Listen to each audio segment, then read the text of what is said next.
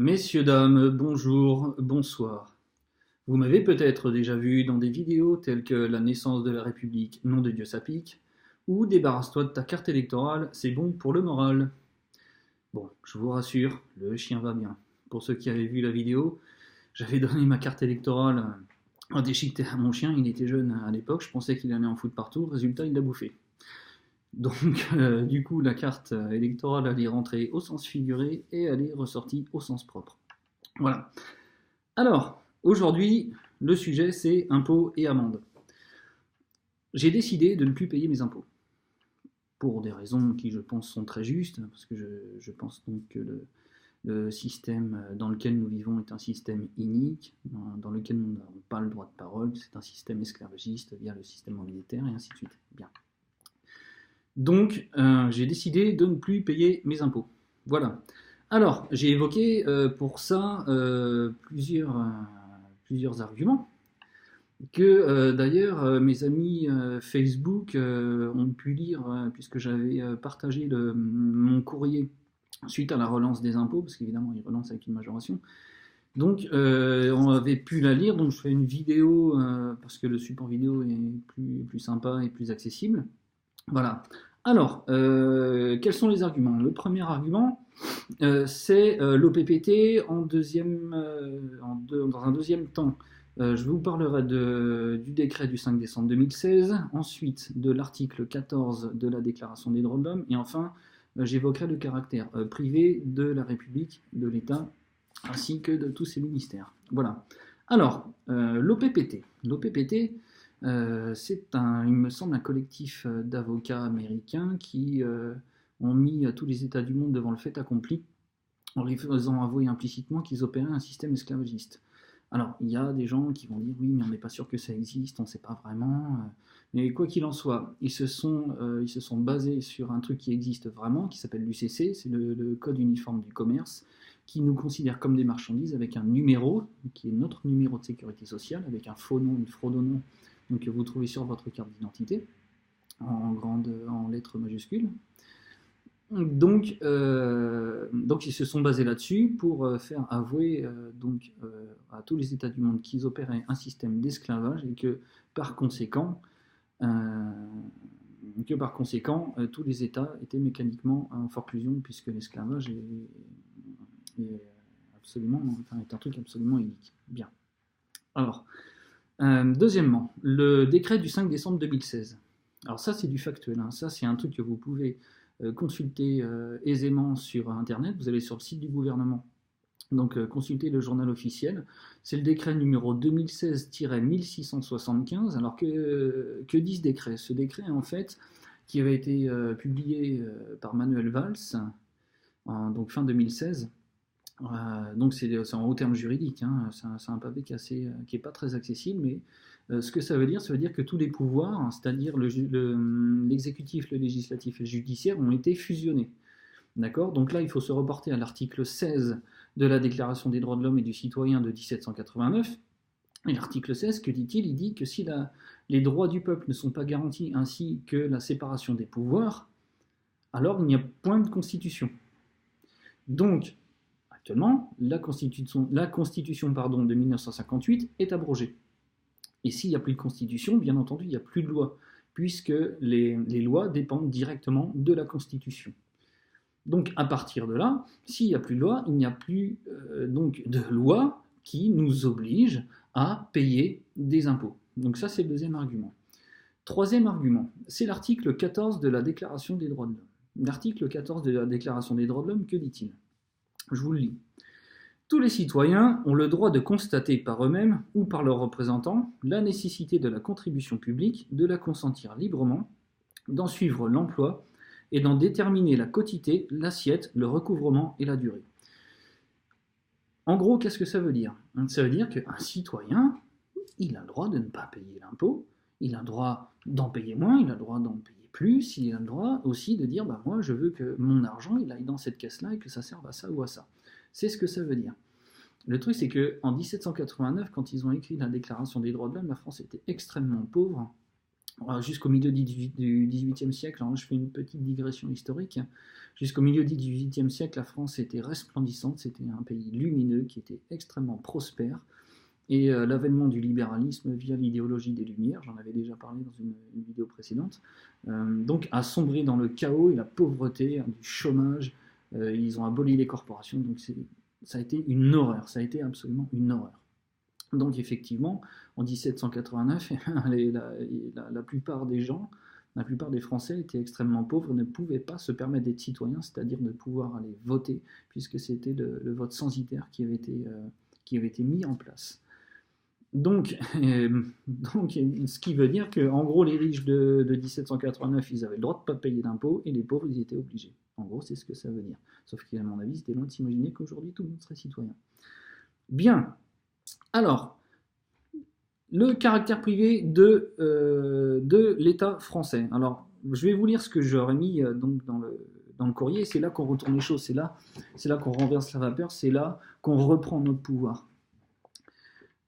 Donc de plus, ajouté donc à l'article 14, de plus, lorsque les institutions étatiques n'étaient pas encore fort closes, ou dans quel cas vous ne reconnaissez pas cet état de fait, l'État français était une société commerciale enregistrée sous le numéro de sirène tant et numéro de sirène tant, pardon. Or, aucun contrat n'a été dûment signé à l'encre fraîche entre l'État et moi-même, m'obligeant à me plier à ces injonctions de payer quoi que ce soit. Si un tel document existe dans les conditions citées, veuillez, s'il vous plaît, me le faire parvenir par courrier recommandé avec avis de réception dans un délai de 7 jours ouvrés à compter de la date de réception de ce présent courrier. Le cas échéant, je considérerai que vous avez abandonné toute poursuite à mon égard avec mes courtoisies d'être humain souverain, Granlon Annonette. Bon, Granlon Annonette, c'est mon nom d'être humain souverain que je me suis choisi. Alors, ceux qui connaissent un petit peu les légendes bretonnes, c'est un peu pompeux quand même. Oui, bon, c'est le nom que j'ai choisi. Bien.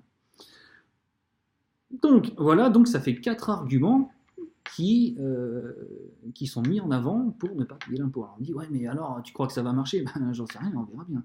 Ça, à mon avis, la réponse, je l'aurai sur le moyen ou sur le long terme. Donc, ce qui est valable pour l'impôt, c'est aussi valable pour les amendes, parce que le ministère de l'Intérieur, vous pouvez aller vérifier, c'est aussi une société commerciale à qui on ne doit absolument rien. À partir du moment où c'est comme si quelqu'un venait faire quelque chose chez vous, nettoyer votre trottoir avec son petit balai, puis là il vous présente la facture, mais c'est pas comme ça que ça se passe. Moi je vous ai rien demandé, j'ai rien signé du tout, il n'y a pas eu de devis, rien eu du tout. Là c'est exactement la même chose. On vous demande une somme d'argent. Une société privée commerciale vous demande une somme d'argent quand vous lui avez rien demandé. Pour moi, c'est de l'extorsion de fonds, très clairement. Bien. Alors, donc là, je vais entamer un acte symbolique. Alors, parce que bon, je me suis fait gauler avec le téléphone à la main. Alors, pour la petite anecdote, j'avais la bagnole de flic derrière, appel de phare, gyrophare, sirène. Moi, je pensais qu'il y avait un accident dans le coin. Non. Bon, je les avais pas vus, ils m'ont gaulé avec le téléphone dans la main. Donc, quand ils m'ont arrêté, je ne savais pas pourquoi ils m'arrêtaient, parce que évidemment, je les avais pas vus. Je pensais pas qu'ils m'avaient gaulé. Et je vous cache pas que, avec tout le ramdam qu'ils ont fait avec la sirène et tout, à ce moment-là, je me suis senti Koulibaly. Ah oui, quand même, un petit peu. Non, parce que là, moi, je me disais, ça se trouve, il y a un attentat quelque part. Surtout qu'au moment où je me suis arrêté, il y avait un camion de pompiers qui est passé. Non, le terroriste, c'est moi, j'avais le téléphone dans la main. Bien. Alors, l'acte symbolique, donc là, c'est, on va dire, inspiré de ce que ce que le frère Cafard Cauchemar avait fait. Lui, il avait brûlé des billets de 1 $. Moi, je vais brûler mon amende. Alors, évidemment, je l'ai laissé sur le, je l'ai laissé fermé, hein, pour qu'on me dise, pour éviter qu'on me dise, oui, mais non, surtout c'est un faux machin, tu nous fais bien marcher. Donc voilà, donc il y a, donc là, je sais pas si vous voyez, c'est marqué, donc la Poste Rennes Armorique, donc c'est, je pense, le centre de traitement des impôts qui se trouve à Rennes. Alors je vais l'ouvrir.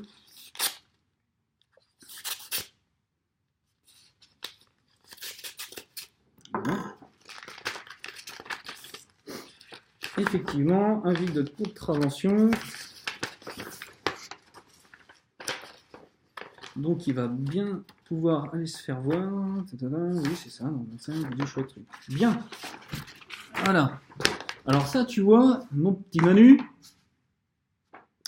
Manu, c'est comme la feuille d'impôt, c'est comme la contravention, tu peux te les carrer bien profond dans l'oignon. Mais avec courtoisie et dans l'amour du Christ. Toujours, c'est très important. Voilà.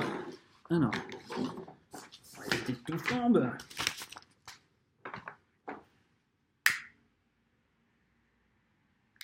Voilà, donc vous pouvez voir, hein, c'est bien un avis de contravention. Voilà. Donc j'en profite le temps que ça brûle. Le temps que ça brûle pour dédier cette vidéo à. Putain, ça brûle bien. Pour dédier cette vidéo à plusieurs personnes.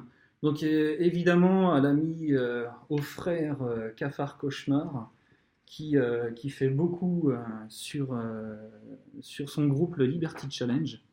Voilà, ça a été vite. Allez voir sur le groupe du Liberty Challenge, c'est vraiment bien ce qu'il fait. Allez consulter aussi son site evolutionfr.fr, il mentionne beaucoup l'idéologie de Idriss Aberkan. Jacques Fresco, avec donc les travaux de Jacques Fresco avec le projet Vénus, c'est quelque chose qui est vraiment très très intéressant. Voilà. Je dédie aussi cet acte émancipateur au frère Scribe Christophorus. Hein, Scribe, si tu savais comme je te respecte. Scribe, c'est quelqu'un qui fournit un énorme travail, notamment sur l'UCC. Il décortique, il décrypte tous les rouages du système.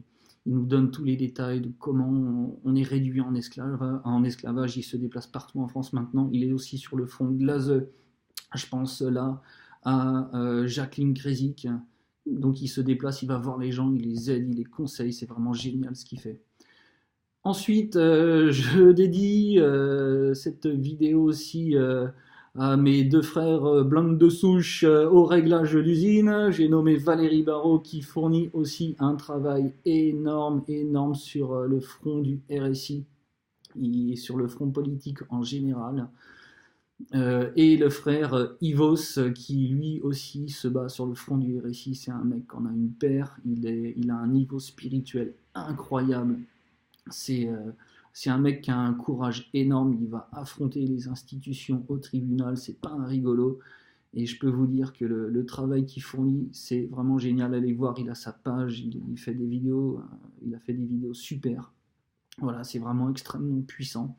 Alors je vous ai parlé aussi du site evolutionfr.fr, allez voir aussi le site du Phénix français.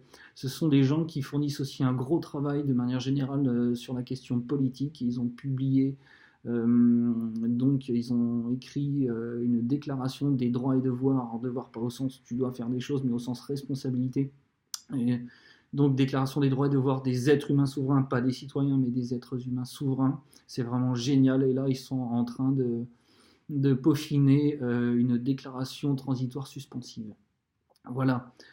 Donc tout ça, ce sont des outils. Hein, je pense donc au projet Vénus, la déclaration de l'être humain souverain et la constitution transitoire suspensive. C'est pas quelque chose qui est imposé aux gens. Ce sont des outils qu'on met à la disposition des gens pour qu'ils puissent s'émanciper de ce système. Il suffit juste que vous relayiez et qu'on en parle. C'est ça le but du jeu. Voilà. Alors, je vais finir donc par tous vous envoyer mon énergie. Vous pouvez me laisser tout seul face aux institutions, mais ce qui serait bien, c'est qu'on soit tous unis et qu'on fasse tous la même chose pour qu'on puisse enfin se libérer. Voilà, donc l'unité, oneness, one love. Salut.